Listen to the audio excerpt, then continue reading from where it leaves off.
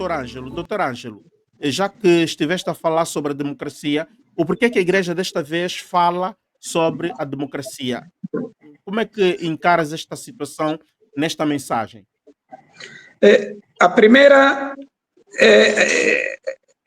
percebi que a igreja, mas isso também do ponto de vista profético, do ponto de vista da própria missão salvífica de Jesus Cristo, a igreja responde à linguagem do contexto. Podemos dizer que a igreja teve alguma esperança que esse regime angolano tomasse consciência e demonstrasse uma luz de mudança. Volvidos 50 anos, já é tempo suficiente para se fazer um balanço, sobretudo da vontade política de mudança que o regime angolano não tem demonstrado. A igreja, mais do que qualquer uma instituição, é a que mais dialoga com a instituição política. A igreja tem os seus leigos alaicados, que muitos participam ativamente na tomada de decisões em alto nível. Então, a igreja traz para dentro de si informação consolidada daquilo que se passa nas arenas políticas. E hoje entendemos que a igreja não quer ser ultrapassada, a igreja não quer um dia ser colocada no pedestal de cumplicidade por aquilo que está a acontecer em Angola. Então, preferiu não lavar as mãos como Pôncio Pilato, não é verdade, mas confrontar as evidências, e as evidências são estas. E eu não digo que a igreja demorou. Pela sua própria natureza, a igreja é prudente. Pela sua própria natureza, a igreja é pedagógica. Provavelmente desencadeou todos os mecanismos para influenciar a política no país e agora começa a tomar a consciência de que não existe vontade política de mudança. Isso representa uma séria ameaça. Mas também, para nós os leigos alaicados, a igreja nos deu a responsabilidade de tomarmos uma posição que se compagine com esta. Então, por esta razão, eu ainda, embora tarde, vale tarde do que nunca, não é verdade? Entendo que a igreja agora está claramente a nos distribuir tarefas.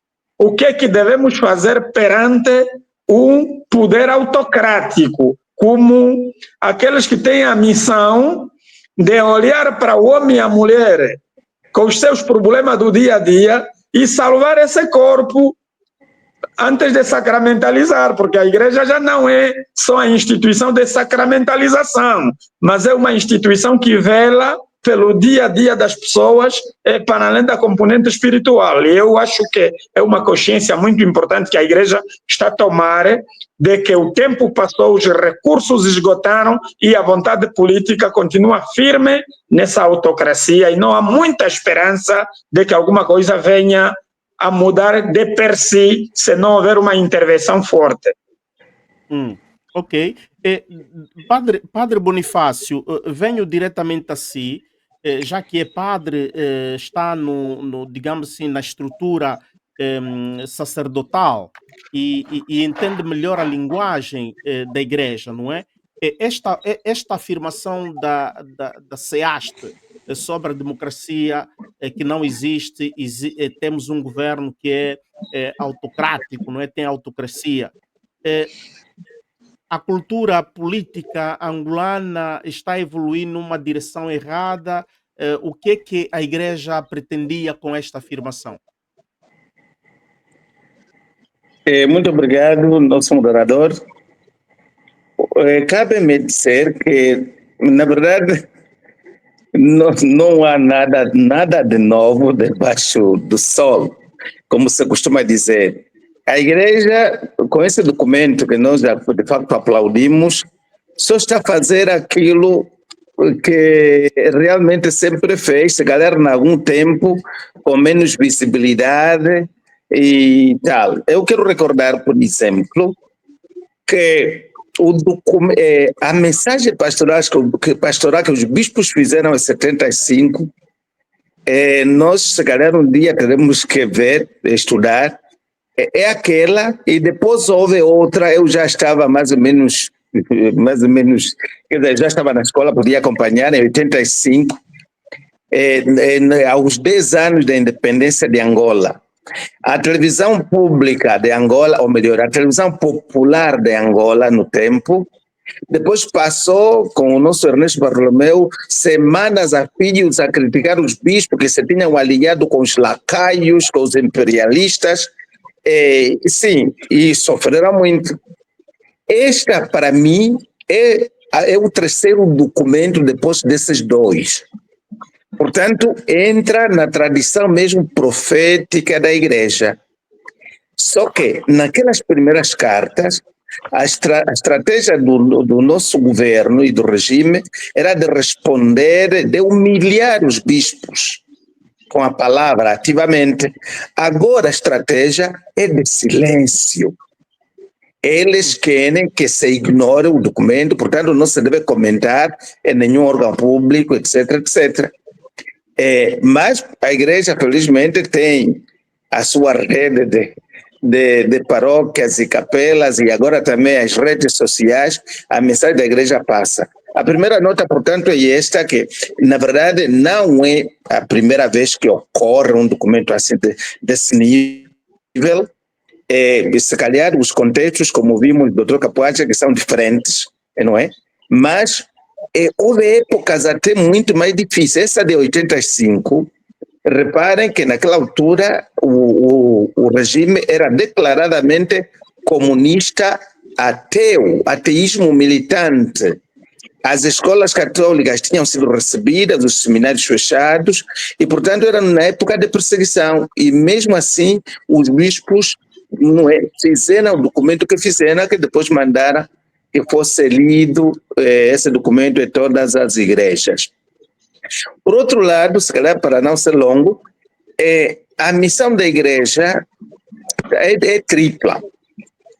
É tripla. Tem o chamado muno santificante, que é o culto, a celebração, a oração. Esta é uma linha de ação da igreja.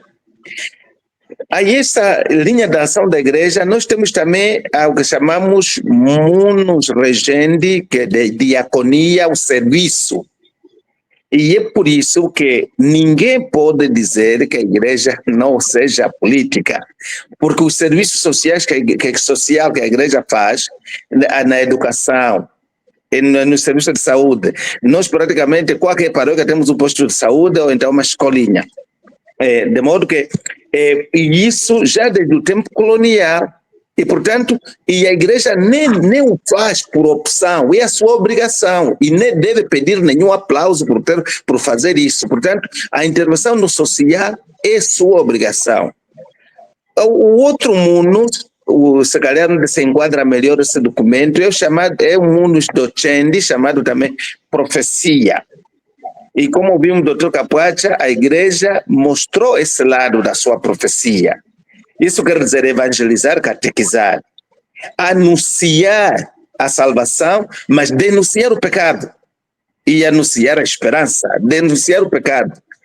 E o que a igreja fez, o que os bispos fazem, é verdade que deram alguns elogios, de alguns pontinhos, que se fizéssemos a chamada exegese estatística lexical, a quantidade de texto, nós havíamos de ver que no documento, aquilo que os bispos chamam sombras e insuficiências, para o qual eles fazem os seus apelos, quer dizer, esgotam todo o alfabeto, vão de A, B, C até Z.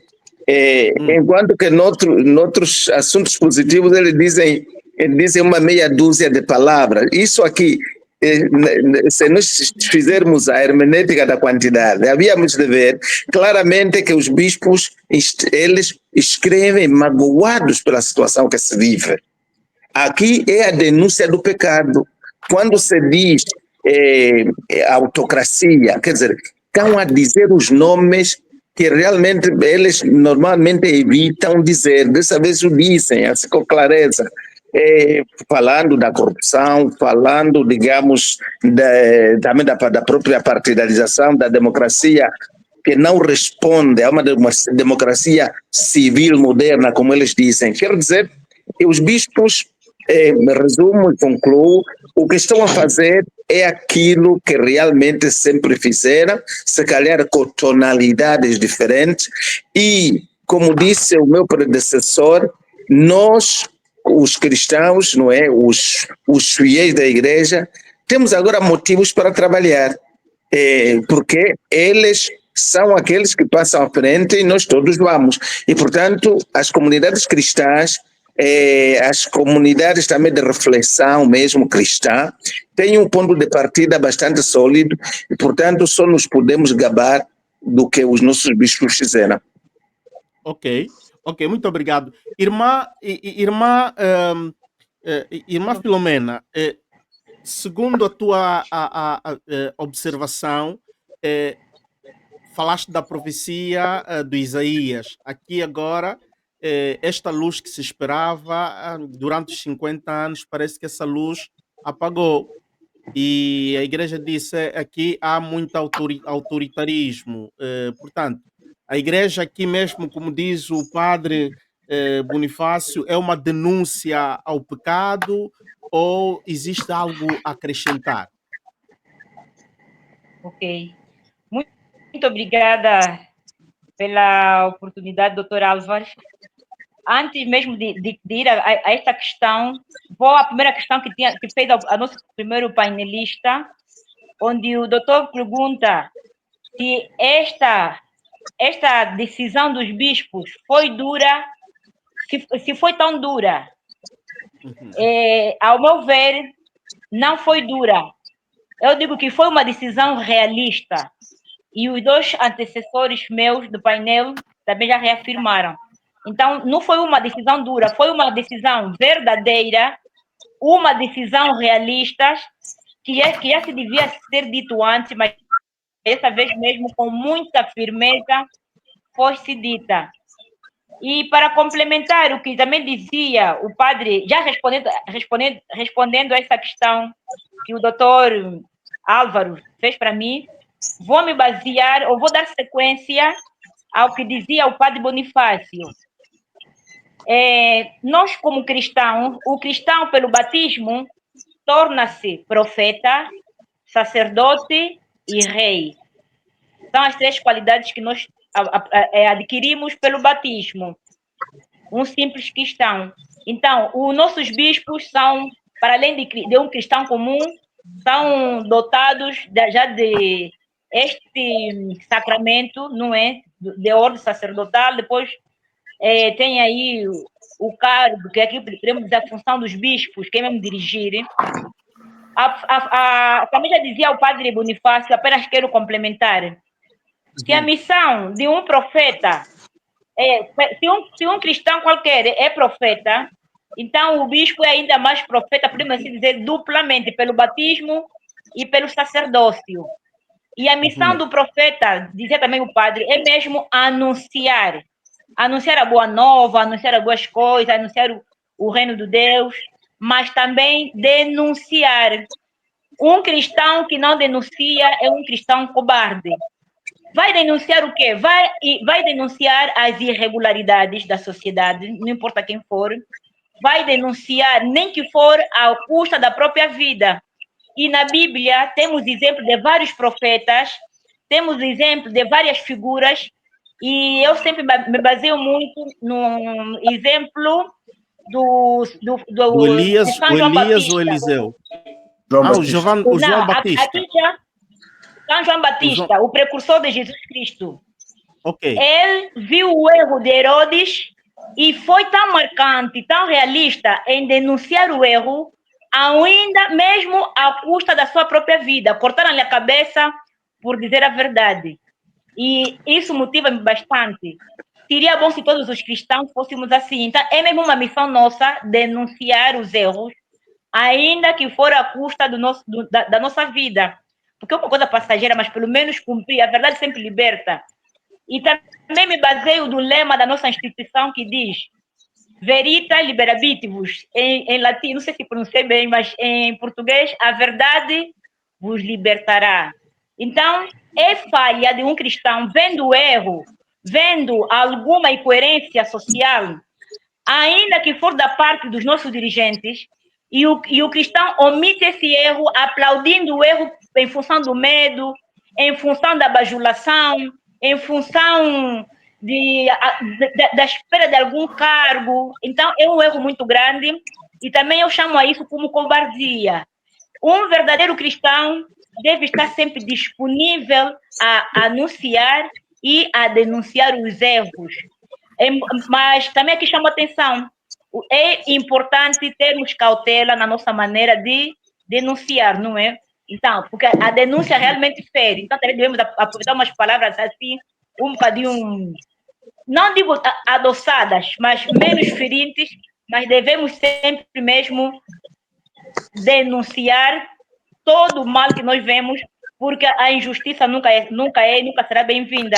E acho eu que nossos bispos, vendo esta irregularidade, esta miséria do povo, porque realmente, diariamente nas paróquias, nas missões, nas capelas, aparecem mendigos, vão mendigando, pelo menos, nem que for um pedaço de pão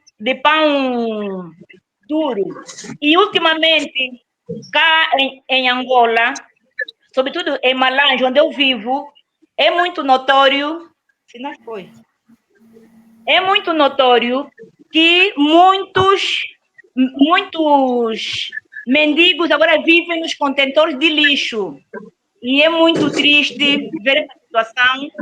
Então, os nossos bispos vendo diariamente mendigos, homens que vivem e sobrevivem do lixo, enquanto uma grande porção vive no luxo, é uma disproporcionalidade, e é mesmo o momento de afirmar essa verdade para que realmente tudo isso acabe. Então, eu digo que, para além de ser palavras duras, não são palavras duras, foi um momento eficaz, oportuno, e são palavras, ou foi um momento realista para chamar a atenção da situação real em que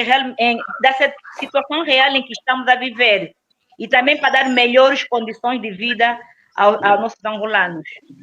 Uhum, uhum. Muito obrigado, irmã Filomena. Doutor Domingos, passo diretamente para si, para lhe perguntar, sempre nessa primeira questão, para não ser repetitivo, mas quero ser retórico, portanto, mudando pura e simplesmente de formação da questão, mas para dar mais ênfase. Olhando para esta afirmação dos bispos, doutor Domingos, isto faz denotar que os bispos, ao observarem a evolução da cultura política em Angola, exigem que chegou o momento de se começar a viver a democracia. Aqui eles fazem uma denúncia que dizem, basta, vocês são muito, digo, em linguagem muito barata, vocês são muito impositivos, são muito ditadores, são autocratas ou são autoritários, não autocratas, mas autoritários. Basta, este povo precisa de alento, este povo precisa participar, deve haver participação da coletividade, porque o doutor Azafa, no início, falou, por exemplo, colocou a questão dos autóctonos. Quem são os autóctonos? Imaginemos que Angola é feito só de autóctonos. Então, estes autóctonos não têm o direito de participar. Será que os bispos querem nos levar nesta dimensão, querem levar este governo, aliás, a esta dimensão que aqui o bolo não é só para vocês, é para todos. Doutor Domingos. Obrigado, Álvaro. Obrigado mais uma vez. Olha, eu gostaria de começar, sem esquecer a questão que o Álvaro coloca, de recuperar as palavras da irmã Filomena e que terá sido também, como é óbvio, referida por outros oradores aqui no painel. que tem que ver com a ideia de que a profecia a profecia tem múltiplas dimensões. Uma é o anúncio, outra é a denúncia, mas o anúncio e depois a denúncia requer, como é óbvio, ação concreta, ação transformadora. E sobre isso gostava de chamar aqui a nossa discussão, um diálogo com Paulo Freire, não é? Na sua pedagogia da esperança, Freire lembra-nos que é relevante não só de anunciar e denunciar, mas perante as condições estruturais inadequadas em que as pessoas vivem, requererá ação. Historicamente, nós sabemos que há momentos em que a Igreja, para além de usar o poder da palavra, acobertada por essa dimensão profética, partiu para a ação. É algo raro, é verdade, mas partiu para a ação, e gostava de dar exemplos concretos, não é? Para que a minha afirmação também não seja vazia, a semelhança do que os bispos se referiram na mensagem em relação ao comportamento daqueles que têm cargos de responsabilidade pública. Lembrem-se que o Papa João Paulo II terá desencadeado ações concretas, não é? Para, por exemplo, pôr-se fim ao regime autoritário da Polônia de então, não é?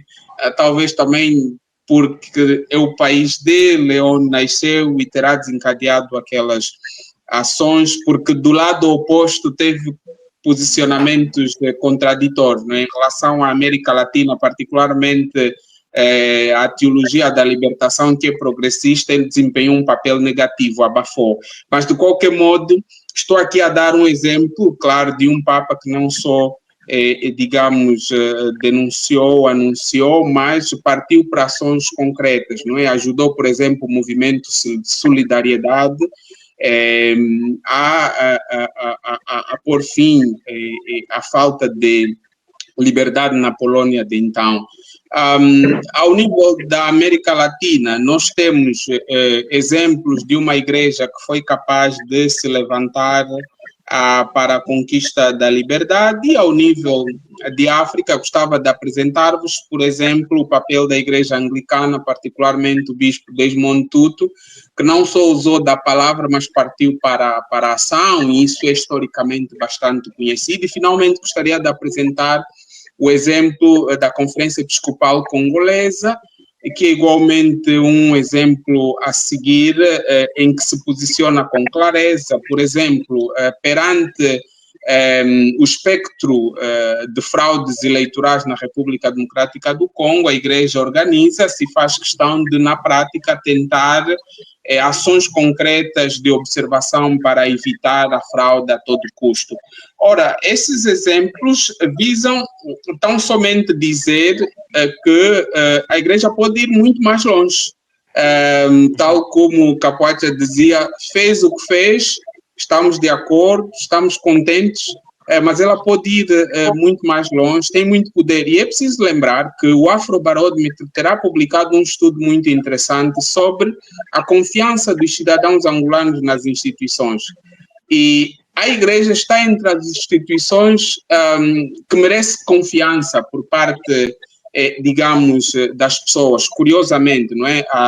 É óbvio que, do ponto de vista pessoal, não me parece um bocado estranho, mas os estudos indicam isso mesmo. A Igreja é uma instituição na qual as pessoas confiam imenso, e do outro lado estão, digamos, as autoridades tradicionais.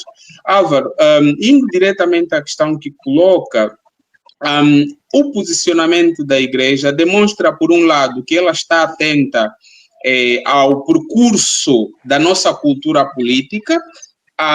Eu não sei se só agora é que percebeu que efetivamente não temos uma democracia, que encontramos-nos perante uma ditadura, e a Igreja opta por uma outra terminologia, diz que vivemos sob um regime autocrático, o que dá no mesmo, portanto, a autocracia é a ausência de democracia, é a ausência de liberdade, é um grupo que controla, que manipula toda uma sociedade. E eu acho que esse posicionamento dos bispos, de alguma forma, é mais uma pedra sobre a legitimidade que algumas pessoas precisavam, sobre, digamos, a confirmação que algumas pessoas precisavam. Eventualmente, um pesquisador como o Dr. Azaf, se tivesse feito esta afirmação, talvez o povo não tivesse prestado tanta atenção, mas agora um conjunto de bispos, em tese, são pessoas prudentes, em tese, são pessoas prudentes, éticas, etc., etc. Então, é suposto que esses bispos não terão feito essa afirmação de forma colegial, de ânimo leve. Terão pensado, inclusive, nas implicações que isso teria. Pegando nas palavras do Capuati e do Padre Bonifácio, nós estamos agora perante, então, uma missão também. Eu acho que os bispos estão a dizer-nos, olha, é preciso tomarem uma posição. E a posição que nós precisamos de tomar é, então, de luta, porque há, então, aqui a confirmação de que, não havendo liberdade, não podemos permitir que o país esteja capturado por um grupo que é contra os interesses nacionais, é contra o nosso país e antipátria, e, portanto, perante esse posicionamento dos bispos, todos os cristãos, todos os cidadãos são chamados agora a lutar. A semelhança do período colonial, em que a Igreja também, a um dado momento, terá dito claramente, inclusive houve envolvimento de algumas personalidades, e a história registra personalidades internas da Igreja, terão reconhecido que era preciso lutar para nos libertarmos. E, portanto, eu acho que esse momento chegou e a mensagem dos bispos é, do meu ponto de vista, um caminho de legitimação e de encorajamento para que os cidadãos possam efetivamente lutar. É óbvio que os bispos não são, digamos, especialistas em ciência política, em filosofia política, etc., etc., mas era normal que eles usassem a palavra independência, e nós aqui, enquanto pesquisadores, podemos refletir criticamente. Eu aproveito a ocasião para dizer que, se no documento colocassem, por exemplo, independência, a propósito da independência política, faria muito mais sentido, porque efetivamente nós não temos independência no sentido de um Estado verdadeiramente soberano. Ainda temos um grande caminho para percorrer. Se pode efetivamente afirmar que não temos a independência, e as palavras, as afirmações que eles fizeram não me parece que terão sido duras, simplesmente abraçaram a verdade. Pelo menos desta vez se posicionaram com verdade, não é? E acho que, ao olharmos para essa afirmação de que encontramos perante um regime autoritário, não posso também deixar de identificar algumas contradições, aquilo que eu chamaria de contradição entre o discurso e percurso. É óbvio que houve uma decisão colegial da Conferência Episcopal, mas alguns bispos, curiosamente, receberam a condecoração, as tais medalhas do Dia da Independência. Então, tu olhas para um bispo que subscreveu esta mensagem, por exemplo, e vai ao palácio receber aquela medalha de independência perante o sofrimento do povo, perante o que está no documento. Eu acho uma grande contradição, não é? Não me parece, digamos, não, seja, para ser simples, não fica bem, não fica bem. Então, há aqui uma contradição entre o discurso e o percurso, né? Doutor Domingos, não achas que dentro da igreja, portanto, por exemplo, para estas medalhas, foram entregues não à igreja, mas foram entregues pela contribuição individual, não é, do cidadão bispo, cidadão pastor. Não é uma medalha para a igreja. Ali eu penso que os religiosos tinham a liberdade de receber ou não. Não achas, doutor Domingos? Álvaro, olha, eu devo respeitar o seu ponto de vista, que está a vir em forma de pergunta,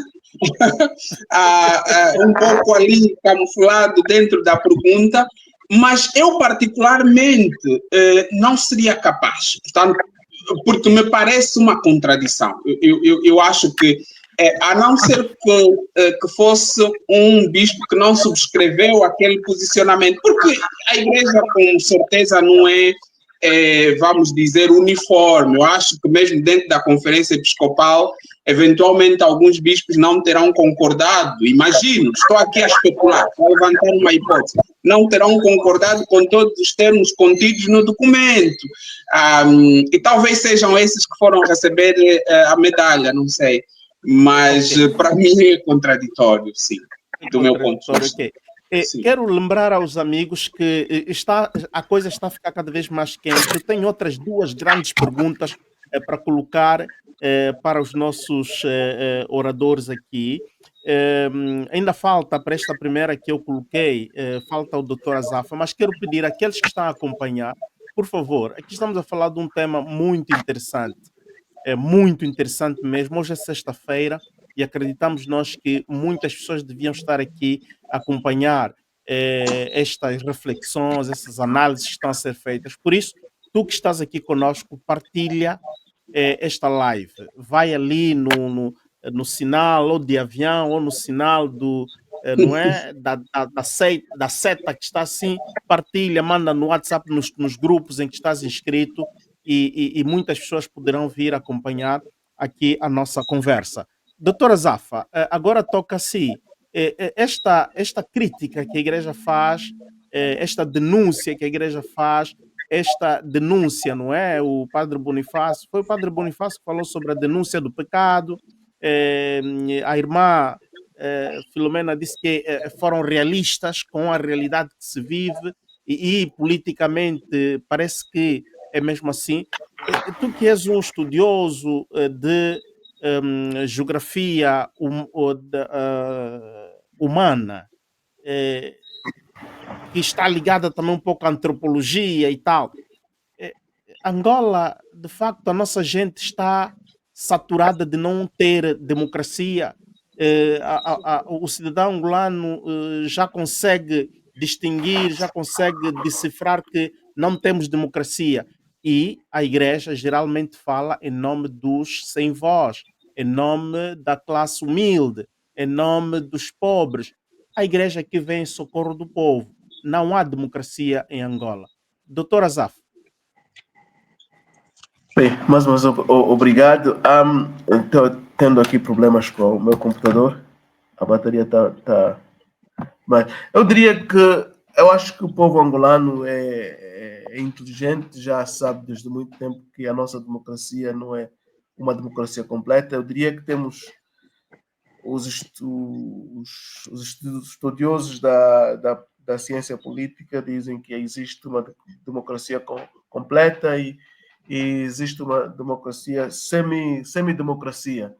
E pronto, eles colocam talvez Angola na semidemocracia e acho que essa carta, mais uma vez, desafia aquela ideia de semidemocracia. Eu diria que são várias questões que forçaram, acho que, os bispos a escreverem ou a fazerem esta carta. Eu acho que também, atualmente, a situação econômica do país é extremamente grave.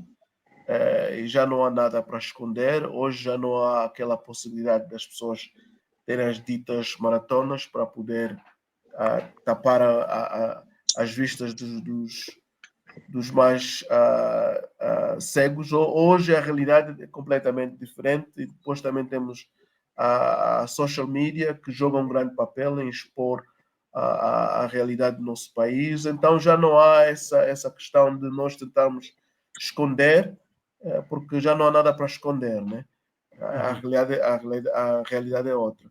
E a outra questão também é que, pronto, eu estou aqui a acompanhar o debate e estou rodeado de católicos. Eu também estudei teologia, mas teologia protestante, então... mas eu diria que a questão do pecado, acho que há essa ênfase, por exemplo, na teologia protestante, de focalizar muito nos pecados pessoais,